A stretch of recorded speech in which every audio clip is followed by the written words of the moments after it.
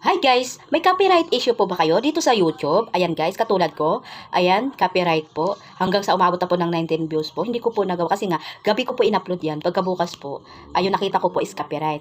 Review issue po ang gagawin po natin. Katulad po dito guys, para mawala po yung copyright natin. Kasi pag may copyright guys, wala po tayong monetization. Ayan, hindi po mag-a-under. Wala po tayong revenue.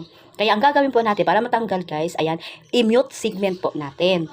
Yung, ayan po, yung katulad dyan po, yung binilugan ko po, ayan. Ibig sabihin po yan guys, walang boses kasi minimute ko po yan guys. Yun po ang copyright po natin. Ayan, ang gagawin po natin yan guys, continue po natin. I-click po natin dito sa baba. Ayan guys. Tapos, pag na-click po natin yan guys, ayan, i-confirm, change. Loading lang. Tapos, ayan guys, copyright information. Ayan. Ayan po, napindot na po natin. Ganyan na po ang kalabasan.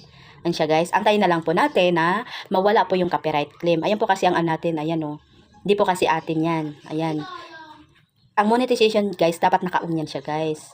Ito, ayan, katulad sa iba guys, yung nakakulay green, yun po ang monetization. Pag may, ano po yan guys, ibig sabihin, wala kang earnings, walang papasok yung revenue mo. Ito guys, bumalik na po siya guys. Mga ilang oras lang. Ayan, nag-on na siya. 'Di ba? Katulad kanina, wala. Ito po, nag-on na po siya. Kaya umabot na po yung 147. Sayang